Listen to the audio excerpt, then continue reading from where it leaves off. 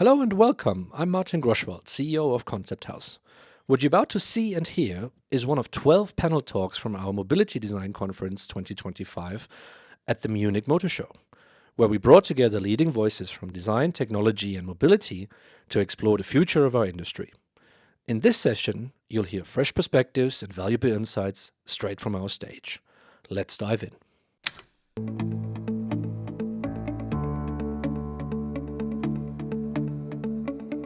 Thank you all for coming to see us on this panel today. As you can see, the topic for today is developing the design department and teams. We've put together a fantastic panel to discuss this very pressing topic. But first, a little bit of an intro. Who better to say this than us? But hiring and the development of design teams in most companies is at an all-time low. There's very often little planning in what the future design studio should look like. And even with a lot of studios facing a really challenging few years ahead, pace of change at breakneck speed, technological choices, geopolitics, growing generational divides in studios. If you ask a lot of C-level executives from what we see, quite often about their future planning, you're met with a blank stare. Future planning, not often high on the agenda. So the big question we aim to answer today is how should we build future-ready studios? Ready for tomorrow. So I'd like to introduce the panel, going from left to right. Lutz, would you like to introduce yourself? So, yeah, it works. Thanks. My name is Lutz Fügener. I'm a designer, vehicle designer, and I'm teaching students in transportation design since 25 years right now.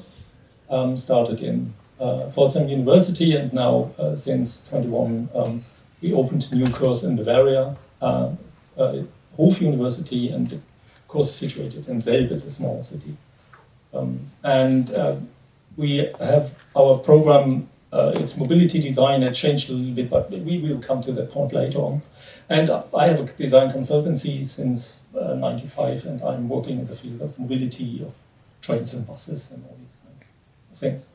Fantastic. Yeah, next up is me. My name is Philipp Kroll. I have to read it, actually. I should know that. And I work for Kia in people and organization. So I'm heading the HR team there for our design center. I probably come from the tech industry. I've worked for a while at Apple in Ireland. Was more into the HR operations, and then came back to Germany actually, and got this opportunity at Kia, first in the corporate side of things, and then after half a year I made the jump then to design fully.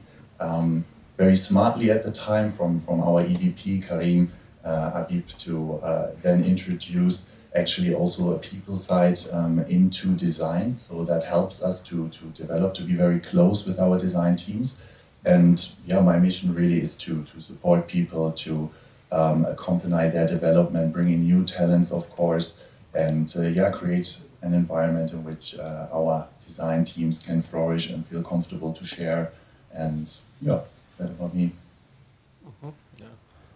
Hi, my name is Tobias Sühlmann. I'm in the industry since over 20 years. I'm a car designer and worked in different companies in different management roles. So I was at Volkswagen, Bugatti, Aston Martin, Bentley, and recently as Chief Design Officer at McLaren Automotive. And so I worked with very different teams in different countries, different sizes of teams, different cultural backgrounds, and therefore this is one of the major topics, how to work and build up a good working team. Fantastic. Thank you all for being here.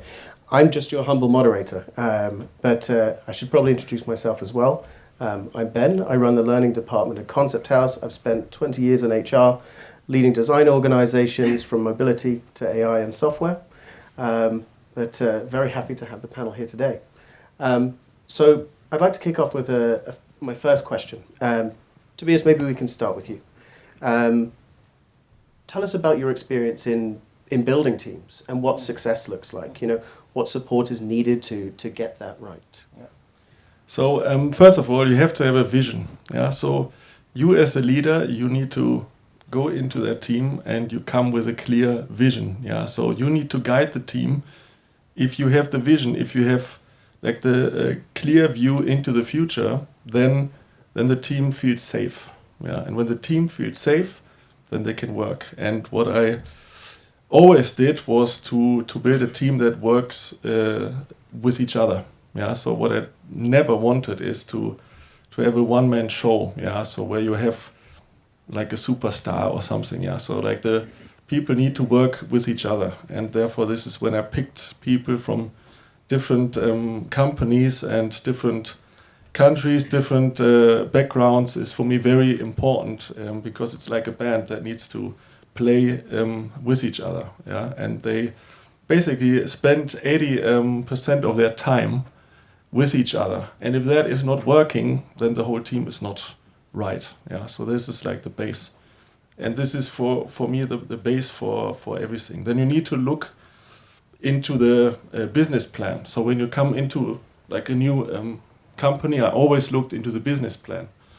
Yeah, that was very important to understand what is a business plan in comparison to what kind of team do I have, what kind of structure. Yeah. And then I can work on that. And I like to have hierarchies that are very low. Yeah, so it was super important. Yeah, so my door was always open. Yeah, so people can talk to me, and this is like the main thing, that you talk to each other. If you don't do that, and if you just dictate it into the team, that is not working. So everybody needs to be part of it. And the other thing is, if you come into a new company and you dictate something in, this is not working. You need to bring the team onto that journey, yeah, so with you, yeah, to basically then follow your vision. And the other thing is, a good working team is, I need to check with the CEO and the CTO what their plan is. Yeah, as I said, this is super important to then guide the team in the right way. And like the most important thing is really, if I can't guide them, if I don't have a vision, if I don't know where to go, if I don't know where the CEO wants to go, then the team is insecure, then the team wants to leave, basically. So what I'm hearing is alignment at the top, as flat a hierarchy as possible, and an open door policy. Yeah. Philip, does that resonate with you from an HR perspective and your journey through consumer electronics and mobility? What's your take? Yeah, so actually, when I came into the design center at the time, there were mostly the corporate kind of systems in place. So we then really need to look into the design field. How do they fit? And one of the first things actually we also did was to look into the employee engagement and into the culture. How can we develop it further? So we started with what we call our employee voice survey to really listen what does the team have to say. And we then later on hand this over to the team, of course, to the managers as well. And then we look into creating a pack together. So how can we change together certain things that we've addressed? Not that we have this pinpoint game saying like this department needs to do this department needs to do this, or there's future design, we're not too much connected. So really about the question, what can you do then to influence this? So they create their packs together. Okay. Another thing that we also had a look at is the competency framework and really our performance evaluation, so that we set personal development plans for each team member. I think that's also something that was coming from your surveys, that this is not really present in most of the studios, that we do this. And of course, recruiting also plays a big vital role into bringing in new team members that really fit into your structures to build a team. So I think, to answer your question, the overall goal is definitely this collaboration, and that also mirrors what Toby is saying here in that way. Fantastic. And Lutz, from the world of academia and the new generation of designers coming out, how do you react to what you hear and what success looks like? How can we set the future generations up for success? Yes, of course, this is a question we are asking us constantly. And doing this job for now 25 years, I mentioned that within the last 5 years, more things changed than in the other 20 years before in vehicle industry. And of course, there are positives and negatives about it. The positives is that now there's a fundamental question, or the time is now fundamentally questioning the concept of the car. This did not happen within the last 20 years. There have been, so don't get me wrong, there have been a lot of innovations within these 20 years, from 2000 to 2020, but the innovations always have been in details, and the cars have been better and better and so on. Nobody came and said, okay, should we go on doing cars like that? And this is right now happening. And so it's an interesting time, but if this change is so rapidly happening, then of course we have to ask, my colleague and me, we have to ask a question. We are educating students, they have to live with what they're learning here for the next 40 years. When I left the planet since years. And so they have to make money with it. And how to prepare them for the future. And it's making it much more difficult that now the behavior of auto industry is right in the middle. So we have, in some companies, it's really traditional still. Yeah. And in other companies, they are off. They've started to jump anywhere. And so our students have to live from what they learn right now, after they left the school right now, and in a few years. And so we are reacting, doing brand new programs. I don't know if we possibly come later to it in detail, but we are starting now a new master's course, and this is course, the profile is not existing in the world, so we are the very first. And we hope that it will work, because we are teaching a profile which is not existing yet in car industry, and we hope it will exist within the next time. And we always hope, and yes, of course, this is what we hope, that we are not just reacting, we are possibly making proposals, and somebody is coming and saying, a good proposal, let's try it. That's what we hope. Let's see. Interesting. Out of interest, what is the shape of that profile? What is that future profile? Yes, I feel like I couldn't move past without knowing what it is. Are you allowed to tell us? Yes, of course. Okay. Of course, we start in autumn. So it's, yes, I put out the fishing line there. So my colleague will lead it, Alexander, and he will lead it. And it's, so I hope I make it. It's artificial intelligence aided mobility design. Oh, I got it. And the important thing, of course, artificial intelligence is one thing, but it's just about the tooling, the tool chain. And of course, it's brand new, but there's a reason to use this, because what we are doing, we are taking as well designers who are experienced in this master's course, designers who are experienced in this development process, as well as engineers into the course. So we want to do a course where they have to react and act like they will react and act in industry later. And to make it, to accelerate it within the 3 semesters, we use all the possibilities artificial intelligence is now giving to us, because we are doing experiments with AI a lot since more than a year, and we proceed. And this is what we want to do. And we had a lot of people applying to the course, and much more we expected. And we took our pick right now, and it will start in a few weeks, and we are looking forward to do it. It's an experiment, and we are hoping it will work. But I guess it's the right time to do this. Interesting. And I think we'll in a couple of questions' time, we will get on to skills of the future. But I'd like to take a couple of steps back. We think about, how exciting it's going to be to hire profiles like this, and obviously what success like is continuing to develop profiles in that direction. But I wanted to ask, given our topic about developing design teams, we often see, and this is to you first, Philipp, I'd like to get your take on it.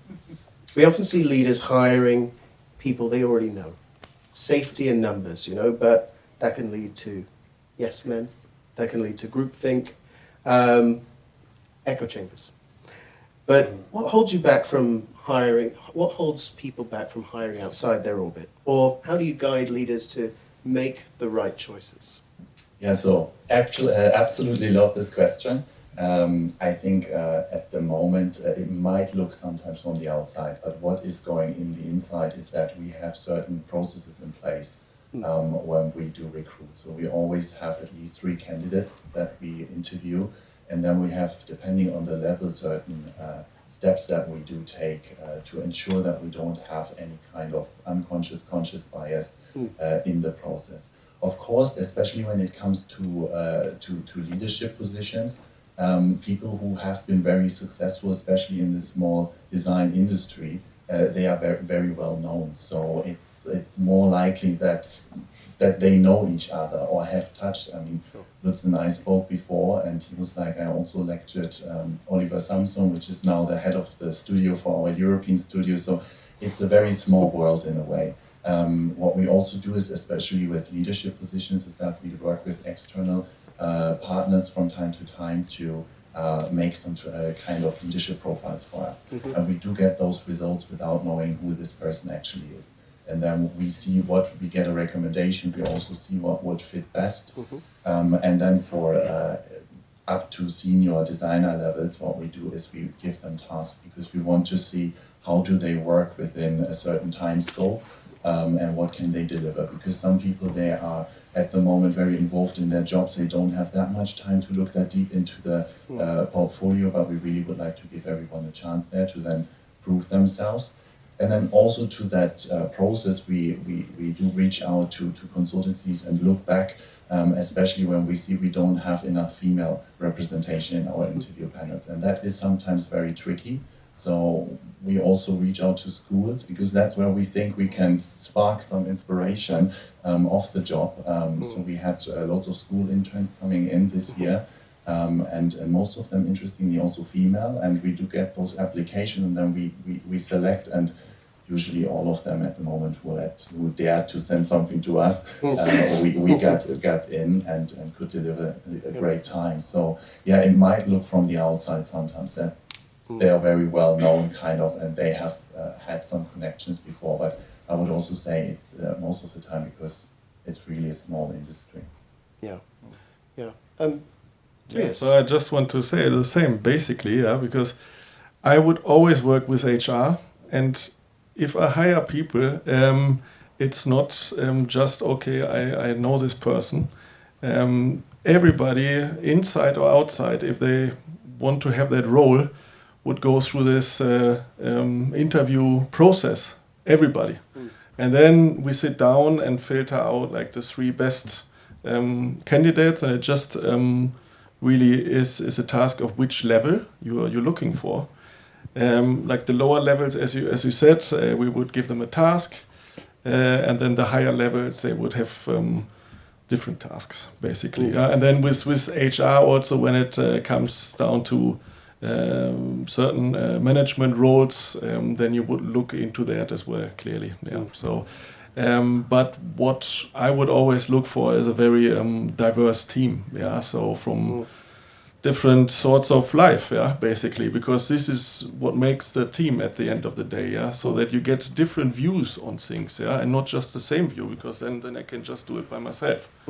I need this impact of different views and maybe things that I would never think of, and therefore it's very important also to go to universities, to like check what is a new talent, and they have a complete different view into the world, so a different view than what we learned 20 years ago or 25 years ago. Absolutely. So Lutz, just to get your spin on this topic, they how do you as a design educator help design students to prepare themselves for the world of business, how to stand out in hiring, in such a competitive hiring process for graduates? Yeah, so we could talk for hours about this, but we still have a few more questions. Yes, yes. No, we can put it down to a few facts. And the first I always say is we have to prepare them for competition. And this seems so obvious, but it isn't today. It isn't. There are, let's say, people in the world or young guys in the world who know so they see that education is a chance. So in some countries, they know this is my chance, education, I got it, I do it. So, and these are self-runners. But we have other generations, we have really to communicate from the start, we have to communicate what you start, if you do this here, is a competition your whole life. It's not just here, and you can possibly, with 50% power, you can get through this studying, but you will never get a job afterwards. And so it's, and if you find with this, and you say, okay, now it's a start and it's a sprint, and will not end. I think it's still like that. And if you're ready for this, then the best thing is done. I always say you cannot do anything wrong. The only thing you can do wrong is not to work. It seems obvious, but it isn't. It isn't today, it isn't. So we have a lot of people coming to us asking us, can I make a lot of money with this? And I say, no, go away. Okay, it happens sometimes, but you can rely on it, of course not. And get a dentist, whatever. This is the first. And the second is, of course, that we have to find out, to make a long story short, we have to find out what could be in the far future, to find any certain point in the future as far as we can imagine, and so to ask ourselves which doors we have to go through to get to that point over there at the horizon. This is what we always try to do, and this is the idea I explained before, so to just make it short. And so new technologies are coming up like AI, so we say, okay, it's there, let's talk about it, let's integrate it, don't be sitting like the rabbit in front of the snake. So our students don't have to be rabbits, they have to be the snakes in the end. Like that. Be the snake, not the rabbit. I'd like to horizon scan just for a moment. Explore your take on the design studio of the future while we're all future facing here. I guess the big question is, what does it look like? In your role, how much time can you invest even into looking at this? Let's start with Tobias. Yeah, I mean, this is like always ongoing. You always have to look into what's new, what's different. You have to look into AI. Then you need to talk to security to find a way how you get this into the company. Yeah, to use it as a tool. Yeah, because that saves my team a lot of time. Yeah, so there's a lot of days where we need to show renderings to the CEO. If the CEO can't read like a quick sketch, then you need AI to save the time to do proper renderings. This is something that we need to implement. Then also very important is how to keep the team alive and how to bind people in the team. Yeah, so you need to make sure that you give them goals every year and objectives where they can work to. Yeah, so to like have a plan of how to push them forward. Yeah, and everybody wants to go forward, but not everybody wants to be like a people leader. So then you need to look into that. Okay, they want to make more money. They want to have a company car, but they don't want to be a manager. And that is also like a mistake that happened in a lot of companies, where you then should say, okay, I bring them in as experts, yeah, and this is what they can do in the future, and then they are still part of the company. And this is something. So you have new technologies. You need to look into build up a VIS team. Then it's not just the team itself. For me, the process needs to change. I mean, look at China and look how quick they do that. I don't say that we need to work 24/7 in different shifts. Yeah, this is not the way to do it. But you can talk to engineering and you can do the pre-engineering process together with studio to really develop the package earlier. That saves me time afterwards, yeah. And this is something that I would push for in the future, yeah, to like do that. Then the other thing is, what happens with clay? How much clay do I need? I would say yes, I would still continue, but not how it was like when I was at Volkswagen. We would start from scratch with a clay model, yeah. This is not how it works in the future. So you save a lot of time there now with the new CAD process, yeah. But it's the interaction with engineering. We need to be open to work with each other and therefore change the whole process. Yeah? And this is not just, what is the best team doing? It's the overall company process. Like, it's a mindset that has to change, and this is something that I would always push for. And this is still not finished, so you always, in the future, you always need to push, and you always need to think, and you always need to change. You need to be flexible. And this is what I think my team also needs to do.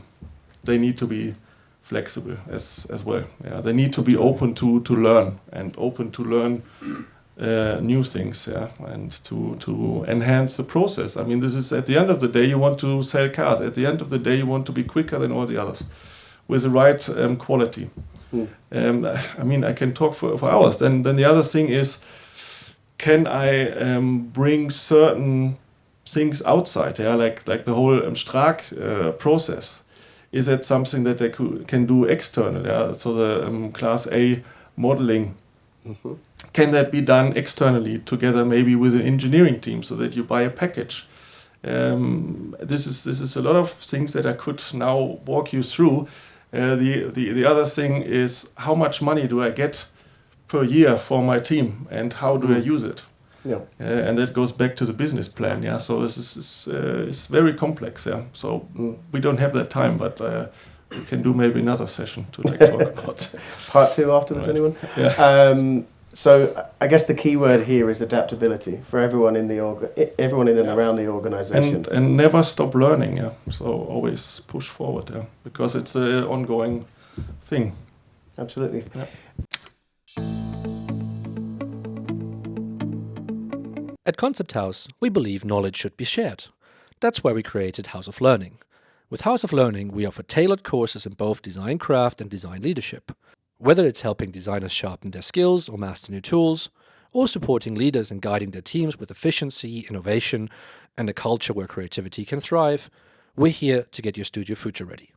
Visit konzepthaus-consulting.com to explore the broad range of our learning courses.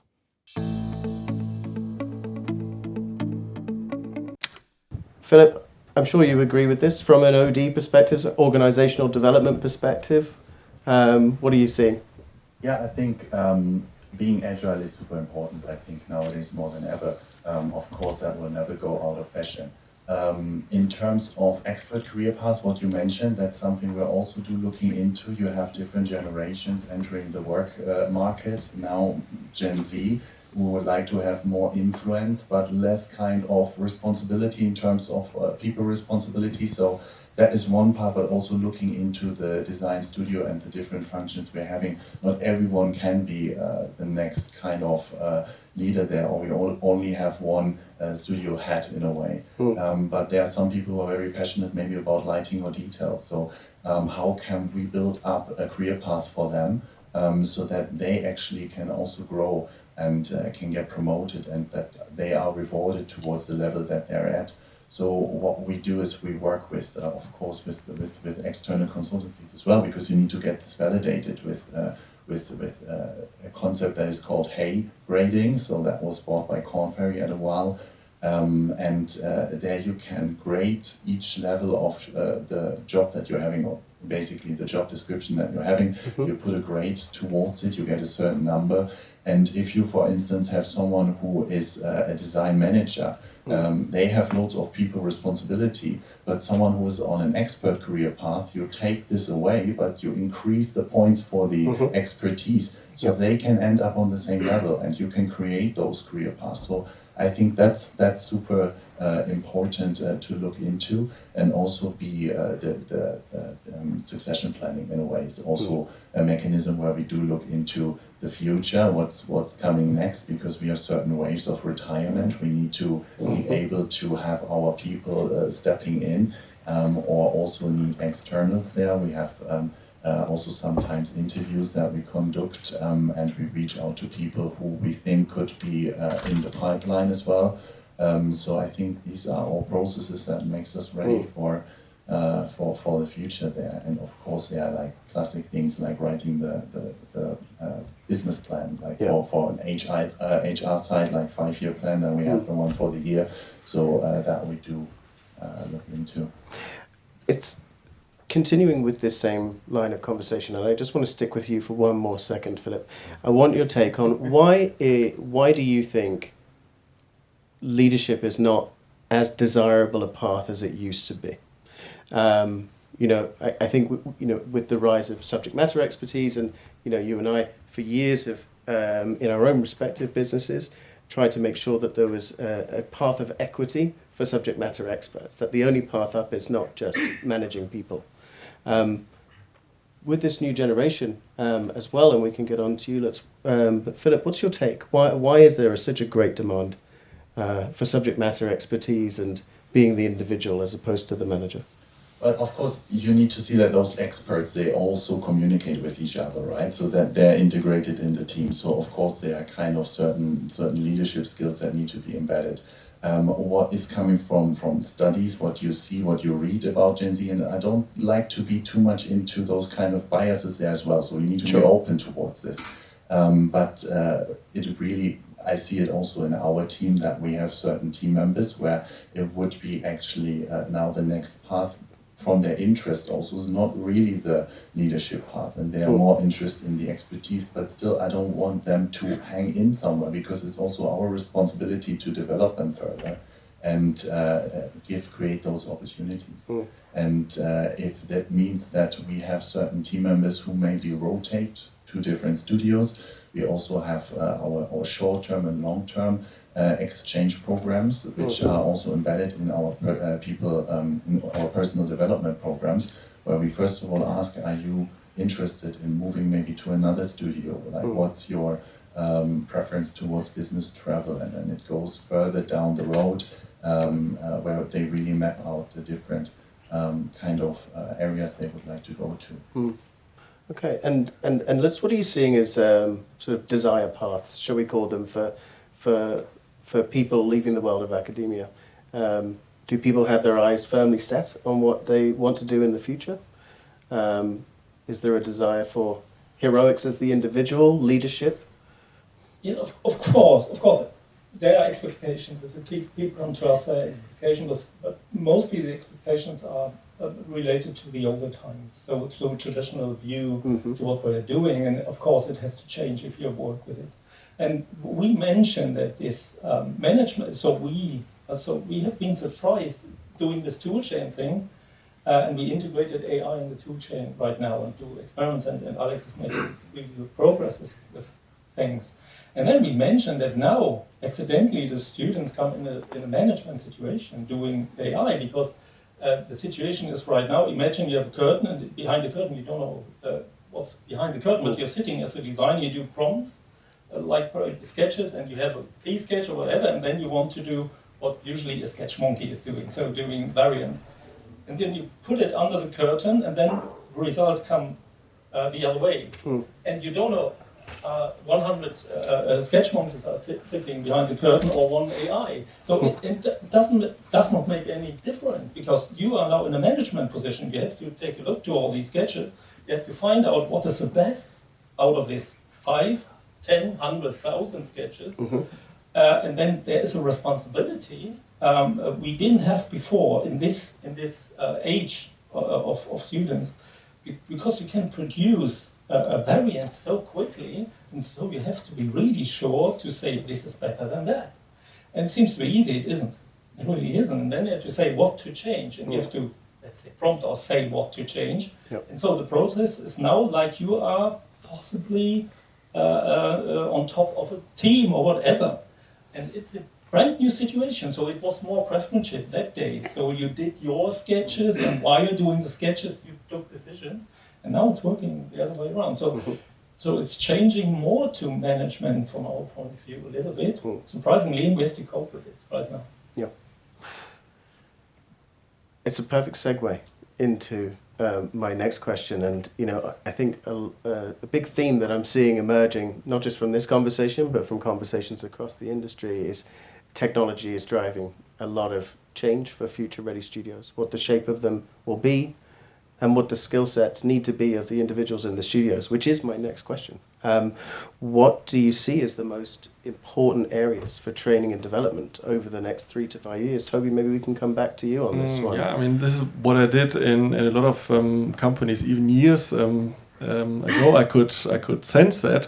It was Sub-D was one of the things that basically everyone in the team should be able to build their own model, and be able to have like their quick drawing, and then put it into like a CAD model, yeah. And this is also where they can train their feeling for form, for surfaces, for the package, and that basically helps to save a lot of time and a lot of money, yeah, because I need less CAD modelers, and therefore we can get quicker answers, yeah. And this is one of the things that I'm pushing and did push since years.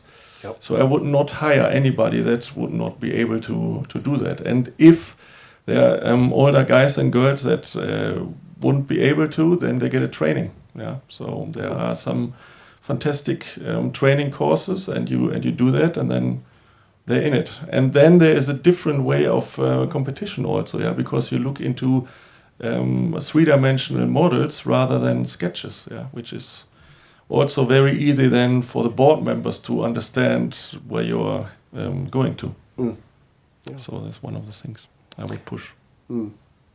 Philip, is there a focus that you see? I mean, obviously we're looking at the future, staying adaptable for the shape of future-ready studios, but when it comes to skills and capability building, what does it look like? What does your heat map look like? Yeah, I mean, coming back to personal development plans, because I love them so much. We read through every single one together as leadership. That's why you're HR, that's good. Exactly, exactly. And we read through everyone and each one of them. And we also have a specific segment for the learning. We believe in the 70-20-10 approach, so 70% learning on the job, 20 from others, conferences, etc., and 10% really through external training. And there's also tied a development budget towards it. So when we read through it, and based on maybe this year, I can share that we have loads of tool-based trainings as well, especially Blender, because now the kids, they all come from school. They can really impress super nicely with their visuals. When it then stops, it's probably when it really goes to the production. So there we tie them with our senior designers so that they then get this experience to take it then further to the next stage. But also for the seniors now, really to look into Blender. Some of them, they do Alias, that's also fine-ish in a way, but we have loads of Blender courses, for instance, in our development plans at the moment. So we have some people in, like externals as well, who are Blender gurus, experts, who then work with them along the project, because due to confidentiality, of course, we sometimes have trainings, external trainings coming in, but most of the time they work on a project that is not tied towards the actual competition due to confidentiality reasons. And that's where this benefit also comes in if we have a person inside on board, like a contractor who can then also work together, give some expertise here and there. And that's something we do for this. But I think AI and everything is there. First of all, with AI, as you also mentioned, security is a big thing, especially for bigger corporations. So we need to create an environment in which we can put in sketches, etc., that we then that are then protected. Or we have a sort of kind of island solution where we work with certain tools, we try them out. But when it comes to our sketches, or if we take something out, then it has to go through some virus scan, etc. So that's not so nice process, but in a way it's there. But I think AI and all of those tools, they're there to be really as a tool. So what still remains and is not coming out of fashion is these interpersonal skills of really collaborating, working with each other, communicating. So it is not of kind of benefit if you have some CAS modelers or some other kind of departments sitting there and they're not going to the clay modeler to communicate the data set or something like this. Yeah, so that is really a problem then on the long run, and that's why we need this collaboration and the communication and feedback training, for instance, something that we also run quite big. So I think those interpersonal skills, especially when corporations, some of them in the industry, also getting leaner with their design teams, then it becomes more and more important, right? But for bigger ones as well, because they also need to share information and work together. Yeah. Keywords here being AI and Blender. I'm hearing a lot. But Lutz, are you also? Is there a demand from students for particular tools? Are there skills and trainings you think students and designers should be taking? Yes, of course. This is our responsibility to do it, and all the answer would be yes and no. because on the one hand we have to give them advice and some tools, and of course we are still doing Alias because it's about several reasons. But Alias is sub-D right now, and Blender is popular because it's for free, and it's a tool for the first steps. It's a wonderful tool. But talking about AI, then it's developing so quickly, and I'm just combining right now 7 or 9 AIs right now to set, and it's always changing because then there's development at this AI and then this AI. Now, of course, this comes a little bit in the lead because you can prompt and do sketches both.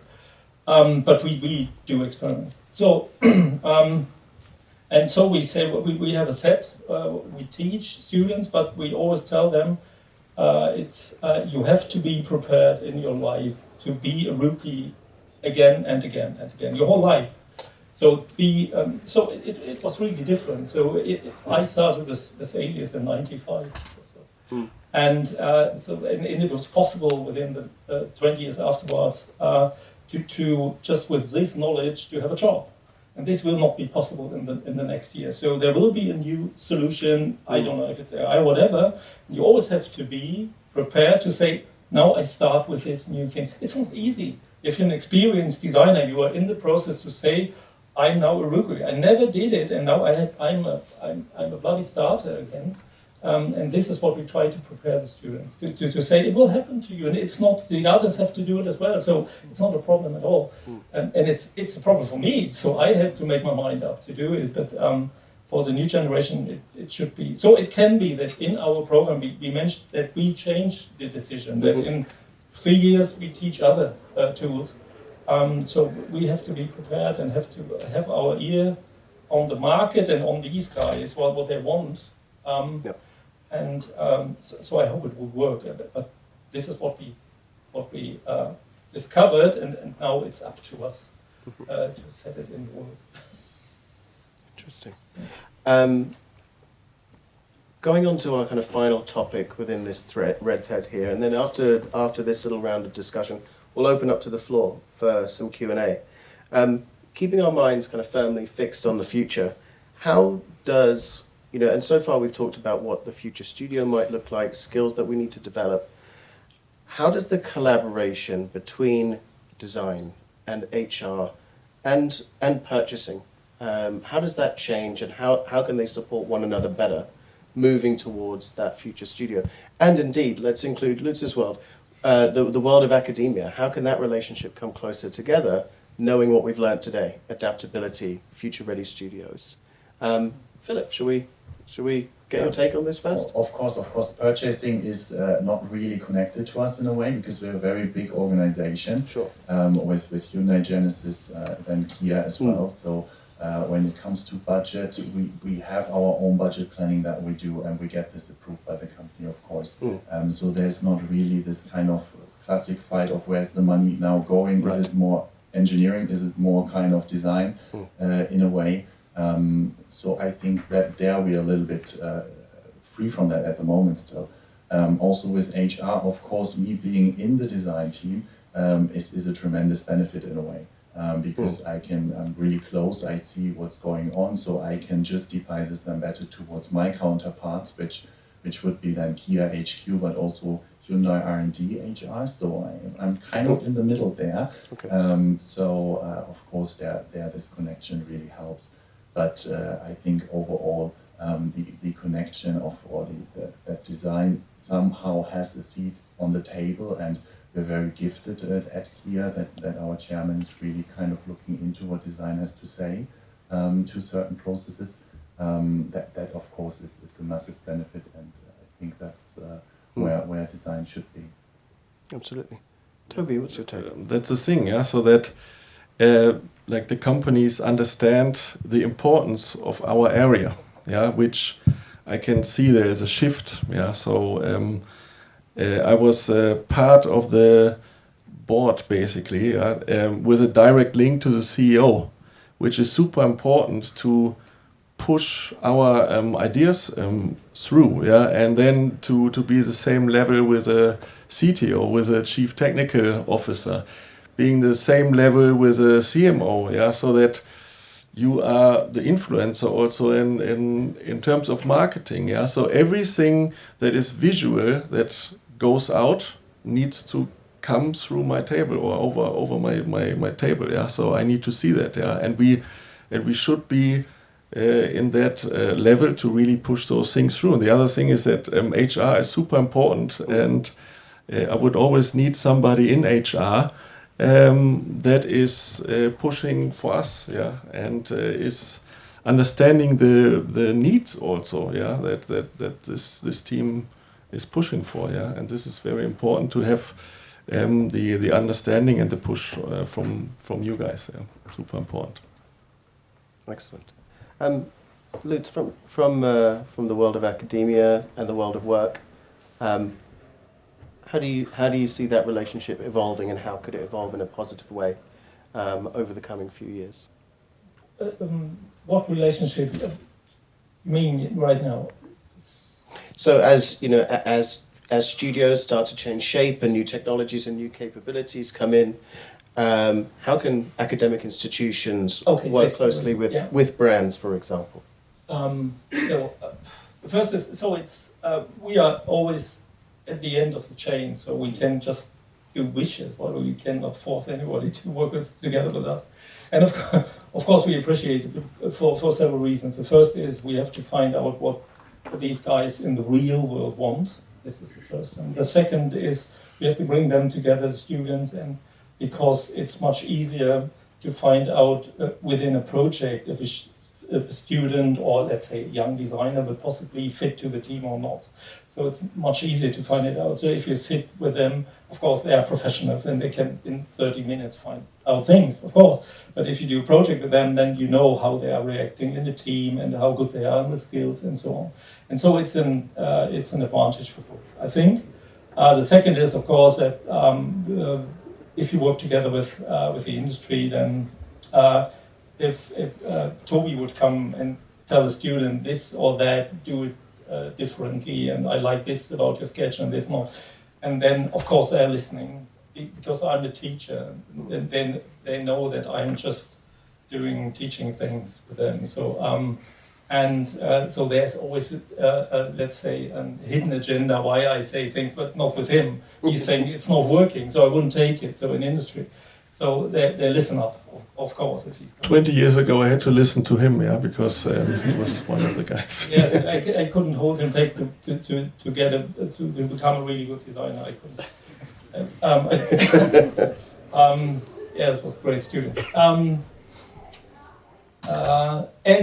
So it made sense in the past to work together with industry, and it does make sense right now. We hope that there is, it could be interesting for them, because we have some restriction we do not have. For instance, this safety restriction we do not have. To do experiments with AI, for instance, we just do it. So if you, I hope that it is like that if you take a student from our course and say, okay, he or she did a lot of experiments right now, and possibly we can learn, or we can find out what have you done, did it work, did it not work, and so that we are coming can offer something, not just labor. We can offer some knowledges, some new inspirations. So this is what we hope we can do. But it's a question how the story will end. So how it will go, the process will, of course, be, the impact of AI will be tremendous. And we try to find out how will this story end. And there was an interview with Gordon Wagner. So everybody knew about this interview to any American news magazine, and he said, in 10 years my job will be done by an AI. I thought you possibly have heard about it. And then he said it will be cheaper than I am. So I don't know what he's getting on money. But and it's interesting because it's an interesting thing. This is Gordon Wagner. He's always doing this kind of things. But thank you for that. And so it made us thinking about what will go on. And then if you go on thinking step by step how the process could change, then it's impressive what could happen. And then if you come to the end, you ask yourself, oh, it can be you in 10 years you still have the job, but you are the only designer left. Because what AI is not able to do is, AI is not creative. It's not. It's good news. It's a tool, It's not creative. It can simulate creativity. Wonderful. And the fun fact is that in car industry, within the last years, we managed to do cars by simulating creativity a lot. So we did this AI job. It's not really creative, but so there's still, this guy has always to say, this is good or that's not good. It doesn't matter who did it in AI or designer. So Gordon Wagner or Tobias Sühlmann will be the last who will lose the job. But it's a good news.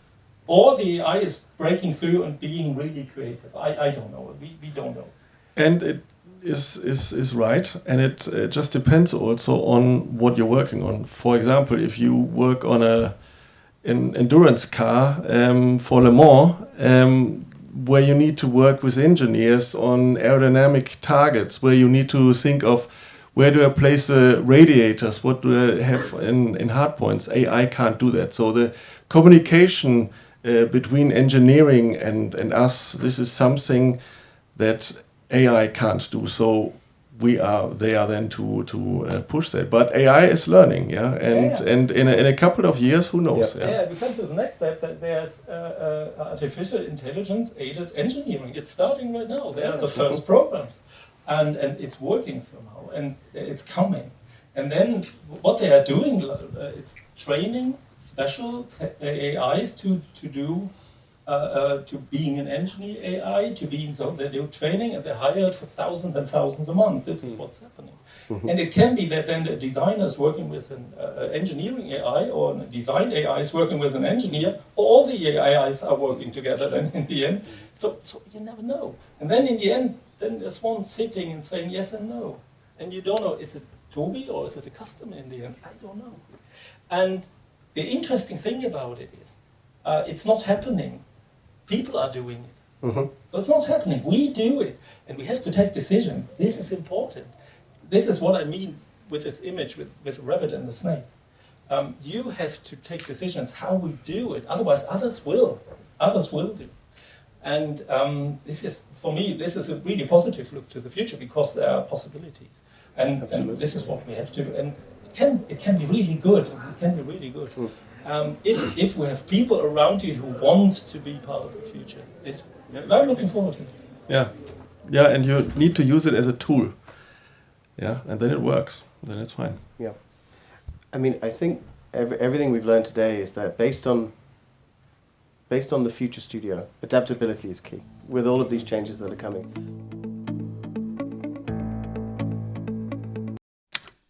Thanks for watching this session from the Mobility Design Conference 2025 as part of the Munich Motor Show 2025. I hope you found some inspiration and new ideas about where mobility design is heading in the future. If you'd like to see more talks from the conference, make sure to subscribe to the channel and stay tuned. There is more to come.